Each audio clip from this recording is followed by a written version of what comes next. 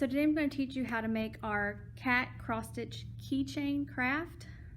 So this is a take and make project that you can pick up at the Concord Library if you haven't already. Definitely give us a call and see if we have any more available. We're only making around 40 kits. So if you haven't picked it up, definitely let us know and see if we have any more available. So this kit comes with all of these items right here, and you can make with this kit any one of a variety of different little cat faces keychains. So we're going to make, this is 3 of them. We're going to make the last one in the kit. You also have a pattern sheet with 4 different designs. So we're going to make the last design, which is this one right here. So it's a tuxedo cat, has kind of wide eyes. So that's what we're going to make today, just to show you how to make these little keychains. So besides what you have in your kit here, you have all the embroidery string you'll need for any one of the designs. You also have the jute twine for the keychain part. You'll have a keychain ring as well as a bead to decorate it with, and the canvas, and then also the stuffing that goes into the cat keychains, kind of like a little pillow in there. What you'll need besides this is you will need, and some of these is you'll need a pair of scissors. I have embroidery scissors here. Regular scissors will work fine. Smaller scissors, the smaller they are, the better. But you can use any scissors that are sharp. So you'll need this to cut the string, and as well trim the canvases when we get to that part. You will also need a needle. I have an embroidery needle here, but you can use a regular sewing needle. The only difference between an embroidery needle really and a sewing needle is that embroidery needles are intentionally not very sharp on the end, just so you don't, for safety, and then also you don't really need to be sharp because you have holes to go through. You're not going actually through the fabric. And then also the eye of the needle, if you can see that, is very long, so it's easier to thread. You can use a regular sewing needle for this craft. If you're going to do larger cross-stitch patterns, embroidery needle is best. But if you're just doing a small craft like this, a regular sewing needle, you can get that. That's usually very cheap. You can get a whole pack usually at the dollar store or different places, pretty much anywhere, and they're very cheap. So a regular sewing needle is perfectly fine. You don't have to have an embroidery needle. It's a little bit easier to thread, but you can also get, a lot of sewing kits have little threaders in them, so that can help you thread the sewing needle as well, because the eye of it is much shorter. You will also need a pencil or a chopstick, really just anything long, and that what you're going to need this for is once we put the stuffing, or once we get this ready, you're going to need to be able to have something, put something in this to push out the corners a little bit, make sure they're all very square. So you're going to need something long, cylindrical. A chopstick works, pencil works, any kind of like wooden dowel would work. Anything really long and cylindrical that you can use to fix the corners would be great. And so those are the only supplies that you need. Again, you can have a needle threader. That's optional. You don't necessarily need one. So the first thing I'm going to do is show you what the patterns look like. So this is a pattern. This is not obviously a professional pattern. It's one I drew up, but this is in general what cross-stitch patterns look like. So this craft is kind of a beginner, intermediate kind of craft. So if you've never done cross-stitch before, you should be able to do this craft. If you've done a few projects or you're familiar with cross-stitch, this should be also a good craft for you to start with. Or if you're advanced and you just want to make a cute cat keychain, that's perfectly all right as well. So here is the cross-stitch, and I have a little guide on what colors. So the good thing about this is that if you want to change the colors up and make your cat look different, you have enough thread in the kit to kind of work with it and play with it. All the kits are going to come with colors that you can kind of work around and do any kind of design here with. Okay, so you'll see, especially like on this cat, I did orange, right? But I say that you can also use gray. And some of the kits will come with gray instead of orange. So you can do this one as a dark gray, light gray cat instead of a dark orange, light orange cat. So today we're going to be doing the wide-eyed cat.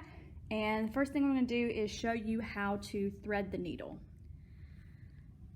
So if you were to go to the store and buy embroidery thread, it would look something like this. So they have different brands, but it would come like this. And when you buy it like this, just cut off a piece here. You get thread. It comes in 6 pieces of thread in one bit of yarn. So you have 6 little pieces here. So in cross stitch, usually people use 2 to 3 pieces of thread in their cross stitch. I prefer less, so I'm going to do 2, and that's what's going to be included in your kit. So usually you would have to take this bit, you'd have to find 2 pieces, and then you would have to separate it from the rest. This is if you bought it in the store. For our purposes here, I have already done that for you, so you'll get your thread like this, and it'll already be just 2 pieces. So you're not going to have to do that for what's in the kit. But if you plan to do other cross stitch, or you're interested in doing more cross stitch, just know that when you buy it in the store, you will have to separate your own thread and get 2 to 3 pieces to do the cross stitch with. Okay, so I've separated my thread, so it's only 2 pieces here, this whole string. I've got my embroidery needle, or just any needle you have. So I'm going to thread it. So it can be a little difficult to do this. Again, a little sewing threader might be helpful to you. Also, if you're having trouble twisting the end a little bit, getting it stay together a little more helps. And also, if you want to run some water over your fingertips and put a little bit of water on the end, that also helps as well. Seems like I didn't have much trouble with that. Sometimes a little bit of water helps the ends stay together so you can thread it much easier. So once you've done that, fold it over. A lot of people like to keep this at the very end, and they like to tie a knot so your needle doesn't come out. You're welcome to do that. That's not my preferred method, but that's that's a thing that a lot of cross stitchers do, just so they don't have to worry about the needle ever slipping off the thread. I think it's much more helpful if you mess up, being able to take the needle off quickly, but you also can tie a knot at the end of this so that your needle doesn't come off if you like. Now you're going to grab your canvas that comes in your kit, and I've given enough for everybody so that if you're going to have to trim it a little bit, so you've got plenty to work with. So in a normal cross stitch, if you had a large project you were doing, you would have a large piece of cross stitch canvas. This is called Ada canvas. And what you would do is you would start in the very middle of your canvas. That way you would know that the design you're doing would be in the center of your piece. For this project, because it's so small, we don't have to really worry about making sure as much. We can count pretty easily and make sure that we have enough room. If you were doing something larger, to make sure you had enough room and you had it in the center, you would start your pattern in the center. So for this one, we're not going to start in the center. That's not, again, best practice for larger projects, but for this project, because it's so small and we can tell if we're going to have enough room and how much room we're going to have on the sides, we don't necessarily need to start in the middle. So you're going to have to do it in half, okay? Because you're going to make the project here, and then you're going to sew around it, and then stuff inside of it. So this will be the center of the project, right there. So what we're going to do is we want to make sure that we have enough room for it. So we know our pattern is here, so we can count how many spaces. So each one of these squares corresponds to 4 squares here. It's kind of hard to see on camera. There you go, a little bit better. Here. So you can make a cross. And I'll show you how to do that a little bit better when we get the thread in. So we know that we need 1, 2, 3, 4, 5, 6, 7, 8, 9, 10, 11, 12, 13. It's 13 high at least. And 1, 2, 3, 4, 5, 6, 7, 8, 9, 10, 11, 12, 13, 14, 15. 15 wide. So let's say 13 high, 1, 2, 3, 4, 5, 6, 7, 8, 9, 10, 11, 12, 13. We're going to have to leave a little bit of room here at the bottom, so let's go up 1, 2, 3, 4. Okay? So that's the tall bit of it, right? And we can make that, if you want to, just roll it around so you can see where it is, right? Make the hole a little bit bigger so it's easier for you to see. Okay? And then we're going to make it 15 wide. 1, 2, 3, 4, 5, 6, 7, 8, 9, 10, 11, 12, 13, 14, 15. So you see we have plenty of room. It's only going to be about this big. So we can kind of move it as we want. All right. So we're going to have plenty of room, so we don't really need to worry too much about that. We can kind of start, we know, anywhere in the middle here, start a little bit up so it has enough room, and it's going to have plenty of room up here, okay? So what I would suggest with this one, again, on a bigger project, you would start in the very middle. With this one, I think the best idea is to do the perimeter first. And for one, just so you can kind of see the cross stitch and how to make a cross stitch. But then also, I also think it's a good idea to do that because you can actually see where this is going, right? You can see it come to life, right? Very quickly. If you do the outside first, it looks like a cat much quicker, right? Than if you just started in the middle and you started doing all these, it wouldn't look like much until the very end. So I think starting around the perimeter, first of all, gives you a good idea of where it is placed on the canvas, but then also it will, you will be able to see the cat much quicker. I think it's much more exciting and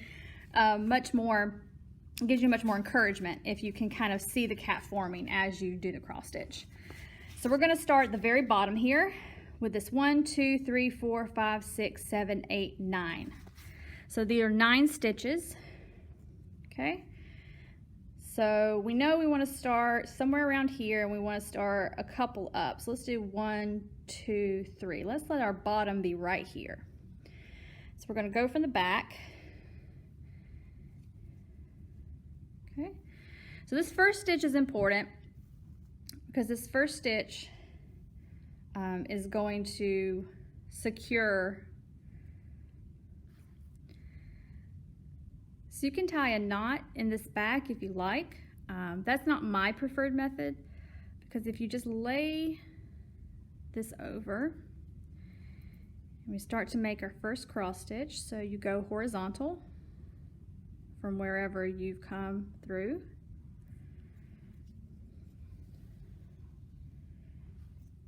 Make sure that's straight a little bit so you can, yeah. And then you come in on the side, bottom.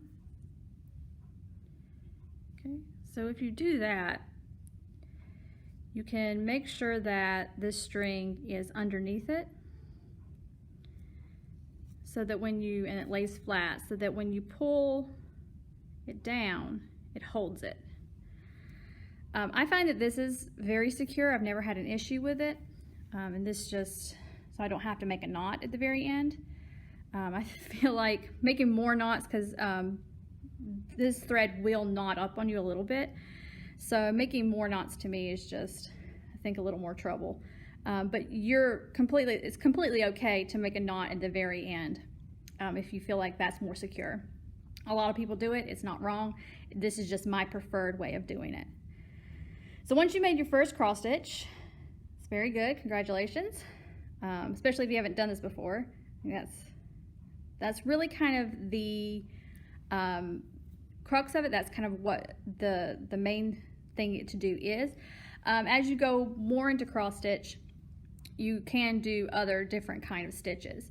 But this is obviously, it's called cross stitch, the main stitch, right? So we're going to make, I believe I said 9. 1, 2, 3, 4, 5, 6, 7, 8, 9, yeah. So we want to make 9 of these stitches. So when you're doing a cross stitch, you can do them all on a line. So the first one I did as a regular cross stitch, right, just to secure that back, because that's the way I was going to secure it. But the rest of them, you will make half stitches. So I'm going to be making 8 half stitches.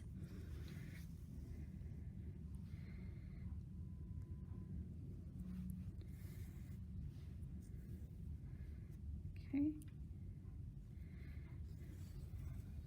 3. And it's kind of better to go a little slow and make sure you're pulling your string straight. And that's important because this thread will get knots in it. So making sure it's straight and going kind of slow. See, I got a little bit of a tangle here. See, it's very easy. The slower you go and the more, especially when you're pulling, that will definitely help you get less tangles in the thread and save you a lot of headaches. Most tangles are easy to get out with this thread, but I can show you later as we go through how to get harder ones out. So we have 1, 2, 3, 4, 5, 6,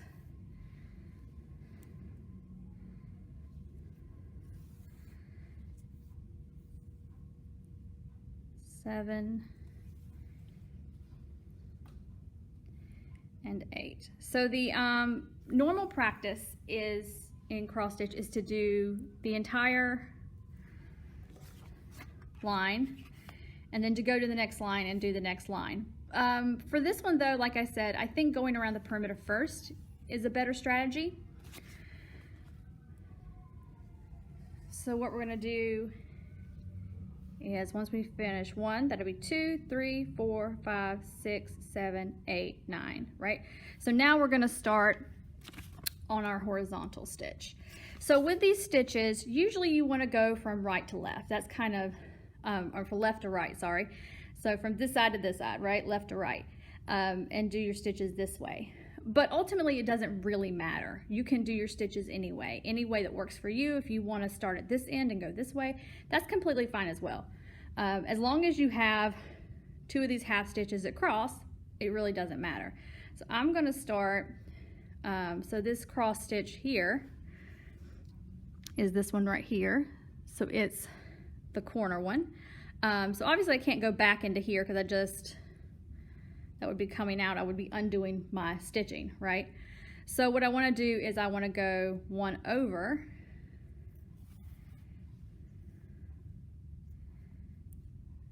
and do my half stitch this way.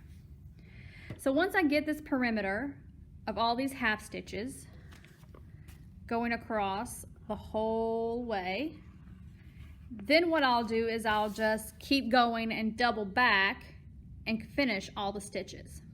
Okay, so my next one again is another horizontal. It's this one right here. So I'll make another half stitch, kind of catty corner to this one. And again, this will keep going all the way around. So I'm going to do that off camera, but you'll just keep going around all these half stitches. And then I'll show you how to fill it in when you're finished with that. So once you've gotten to this point where you finish the outline, then you can start finishing all the cross stitches. So we did that first one, so we need to come in right here.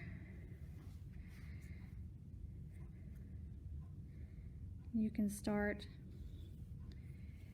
finishing all of those stitches.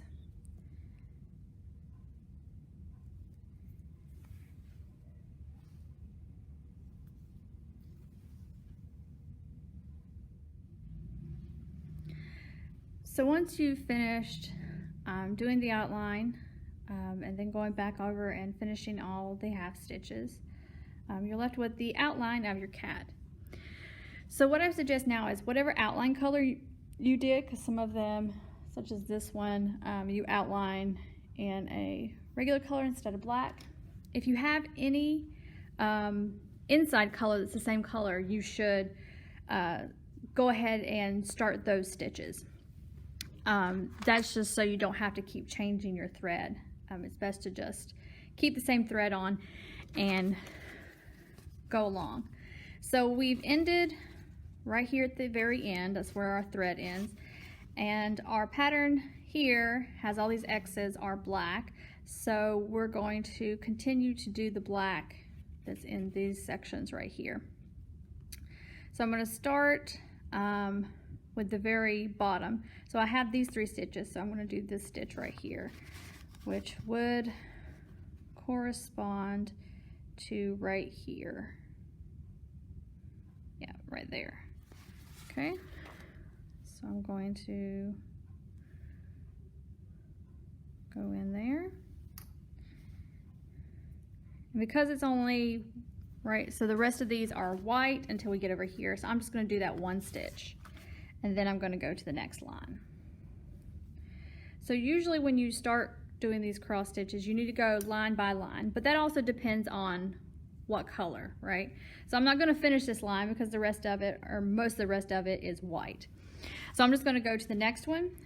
So at the end of the stitch, we did this outline, then we have 1, 2, 3, 4, then we have a space, we have 1, a space, 1, a space, 1, 2, 3, 4. So I'm going to do this whole line here.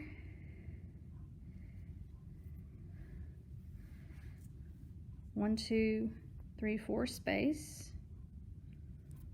1.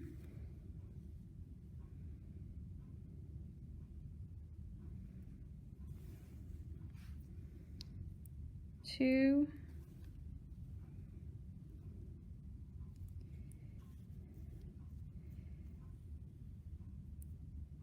3.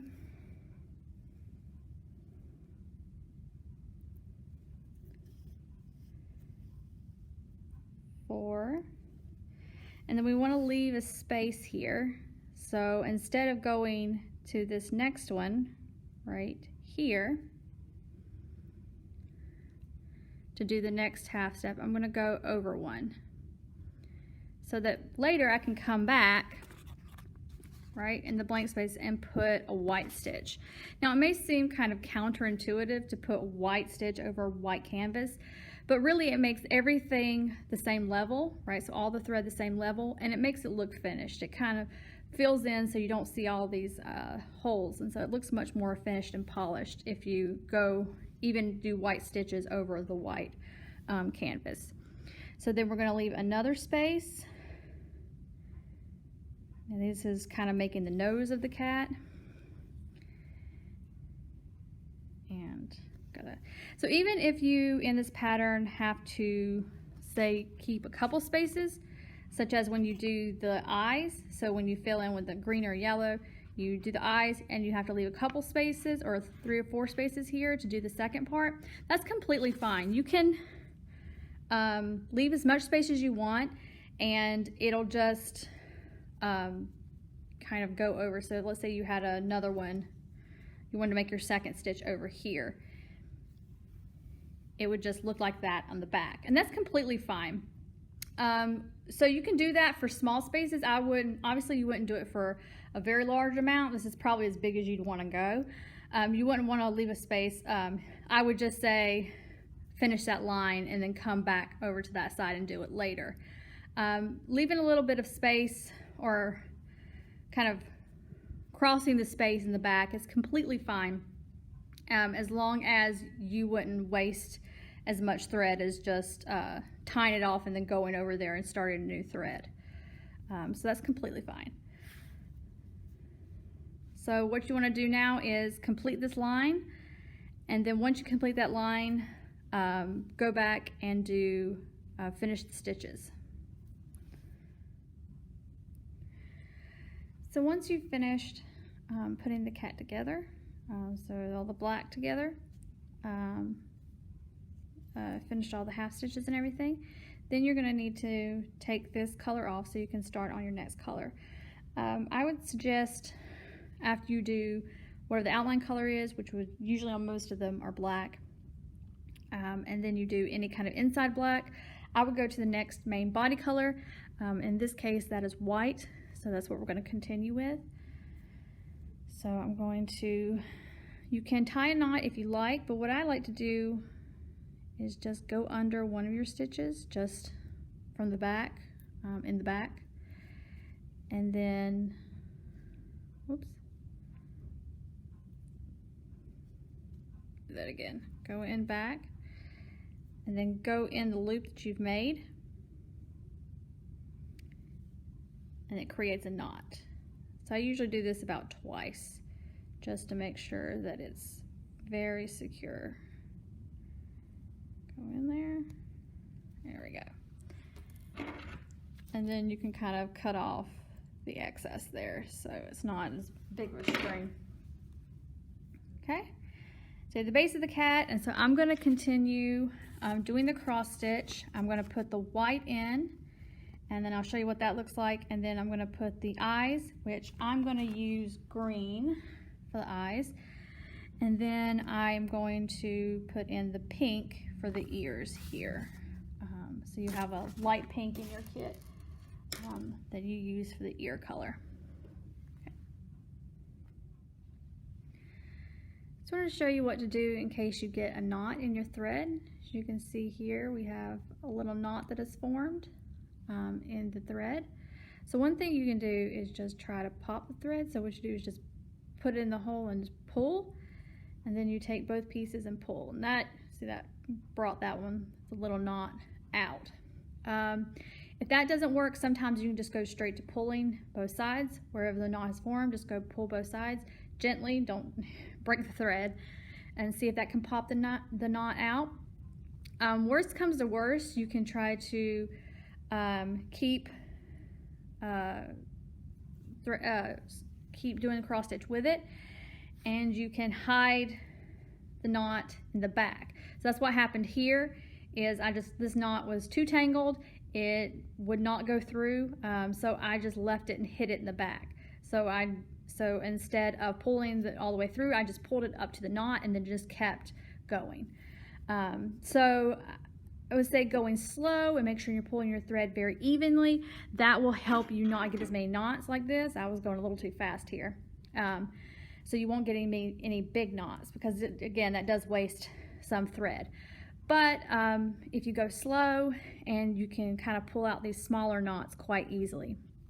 So you shouldn't have too much trouble. Worst comes to worst, you can, if you can't hide the knot in the back, or it just becomes too tangled, you can go to your last thread and tie it off, and then restart your thread. So that's also an option if the knot is too tangled. So another thing is, if you realize that you counted wrong, you did a wrong stitch, maybe you went too far over, maybe you did something wrong. Another thing you can do if you mess up in that way is you can just, to start over, you can just take where you've already been to unthread it. So you can just basically go backwards, right? So that you're undoing what you've already done. And that works if you've only messed up a few stitches. If you messed up a whole line, you realize the whole line is completely wrong or completely off. Another thing you can do is just take this off, take the needle off completely, and then pull up each individual stitch. And you'd have to do the whole row. So this is better if you've messed up a lot and you want to redo an entire row or entire section. But if you've only done 1 or 2 stitches, you can definitely just go back in and undo what you've done already. The only issue with doing that, is undoing what you've done, is if you'll notice on your canvas, it has several different threads. This is a woven fabric, so you might not quite get in the right hole and it might mess it up more. But again, that's pretty easy to do if you've only done a few, but I would suggest if you've messed up a bunch to go ahead and take your needle out and manually take out all of the stitching and then start over. So that is the white and the green for the eyes done, and the last thing I do is the pink on the ears. So now we finished the cat, and so what you need to do is make sure you have it in half, and we're going to figure out how big we want this keychain. So what I've been doing is usually leaving 2 to 3 rows in between the edges and the cat. So I think I want to do 3 here, 1, 2, 3. So I need to scoot this down just a little bit. I think that's enough room. Okay. And what you need to do is you need to turn the cat inside out. So make sure you have it on that same line there, because we're going to sew it inside out. Okay, and then we need at least, let's say 1, 2, let's put 3 lines, 1, 2, 3. So we're going to sew it on this line right here. I would suggest using whatever thread you have left the most of, or white. White is probably what I used. You should have plenty of that left over, and that's what I used on all these, just because it blends in with the canvas and you can't really see the stitching that much. So I'm going to use my leftover white thread, and what I like to do here is to just tie a knot, oops, at the very end here. Okay, so this edge will be a fold, and then we'll sew this, and we're going to sew the top, and we're going to leave this end open. Okay, so to sew this, what I do is just do 1 stitch, just a straight stitch between both. Make sure you're getting both pieces, and then I double back and I do the line behind it. And I've been doing that just so that it's very, very secure, right? So you can't really even see the line because it's so it's because of the white thread, but it's very secure that way. There's nothing poking through, and it seems to work pretty well. So it's very hard to see where I've done my thread, but I just do 1,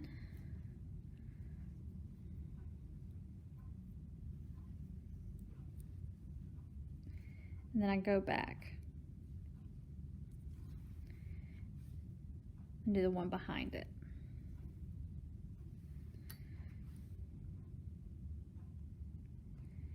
You don't have to do it this way, just any way to sew it. Sew a straight line, right? So you just need to sew a straight line here and a straight line. I'm going to do 3 up, so right there, and then stop right here. And I'm going to finish that off camera and come back and show you what that looks like. Okay, so I've stitched all the way up here and over here.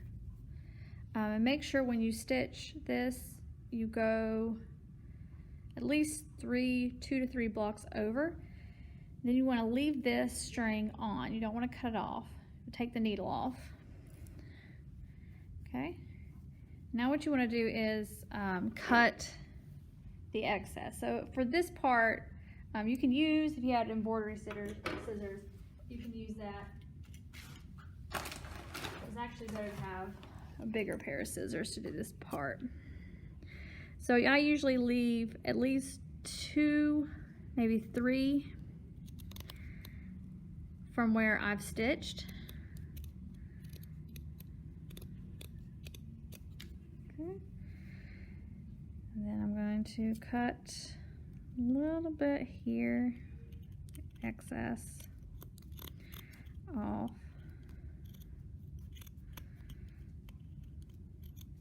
Again, make sure you're staying away from your stitching. And you want to be a little bit off because the end of the canvas does fray a bit, as you can see. So you want to make sure you have plenty of room. So I usually leave this until the end, and we can cut that off at the very end. So what you want to do now is put your jute string on there. To do that, take your string and then take, if you have a pencil or the dowel or a chopstick or whatever you have, and You usually want to do it in the corner here, in the right hand corner. Okay, so I usually pick, so there's where my stitching, corner of my stitching is. So I want to pick here, maybe here. Let's do right here. I think closer to the cat's better. So you start, just kind of move it around to make a bigger hole so you can kind of see where it is. And then take your pencil, or the chopstick would be a good one here, and stick it in there. Kind of twist it a little bit so it makes a bigger hole. Okay, and that's just going to make it a lot easier to stick the jute twine in. So once you've done that, not at the very end, you can make it shorter later, but I would make it long as you can right now, and we can definitely cut it and make it shorter, longer when you see the whole thing, see how long you want the string. Once you've done that, now what we're going to need to do is turn it inside out, because we're going to have to stuff it with the polyfill. So make sure you still have this string attached, because that's what you're going to use to sew it up, the last end. So this is where the pencil or the dowel or the chopstick, use the flat side if you're using chopstick or a pencil, right? So we can kind of stick it in these corners and make sure they're sharp. And then you can also take the pointed end. This pencil's not the best for this. Chopstick probably would be better for this part, but pencil will work. So once you've kind of done the ends a little bit, what you can do is take your needle, and where you've got the jute twine, make sure you get the whole thing. Okay, you can pull it through, and the knot will stop it at the end. Okay, so then we can get our pencil, can continue to make sure that these are kind of poked out and as square as they can possibly be. Or, I mean, you can leave them more rounded, depending on what kind of look you like. I like them a little more square. If you like them a little more rounded, you can leave them. And make sure our string is right there. Then what you want to do is take the polyfill. So you can make this as stuffed or as, soft as you want. I like mine fairly stuffed, so I'm going to use all of it, but you can definitely use less if you like. Okay. So once you get it in there, now we're going to cut this excess off. So you want to leave a little bit again, because it does fray. You want to make sure you have enough to tuck in. Cut that off. And then here is where probably one of the toughest parts is. So you're going to have to fold this in. So this is my preferred way to sew it. There are different ways. You could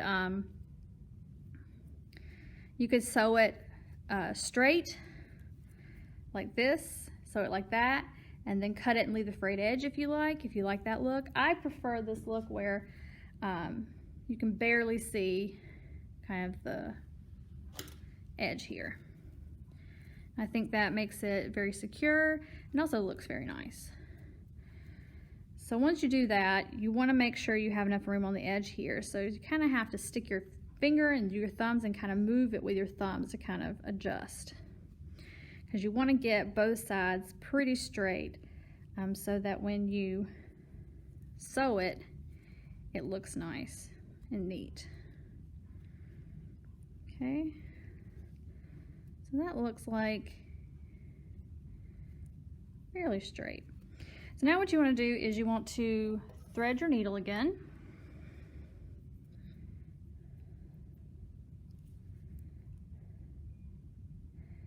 Another trick you can do if your needle, you're having a hard time, is cut it a little bit lower. So make sure the ends are the same length. And then twist them back together, and that makes it a lot easier as well. Let's see, now I'm having trouble.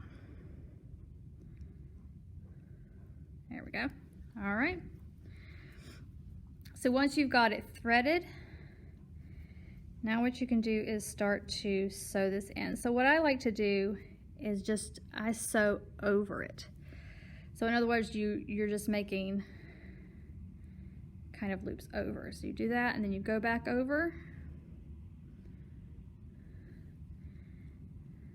Again, I usually do not the last row, but the row end, so it has enough room. The ends don't fray. So I'm just going back over. So it's creating the stitch over the edge. This to me is the most secure. Again, you can do it pretty much any way you like. And you can, I'm doing these stitches, you know, every single one, doing it pretty tight, but you can skip some. You can do it every 2 or 3 if you like, whichever way you want, and whichever way you think would look the best or make it more secure is completely fine. It's your craft, up to you how you want to finish it. But this is how I finished the others, and I think this way does look pretty nice. Okay, so I'm gonna finish sewing the end of that off camera, and I'll come right back. So I went ahead, finished it, and tied off the end there. But one thing you can do to hide the thread is you can put your needle in here.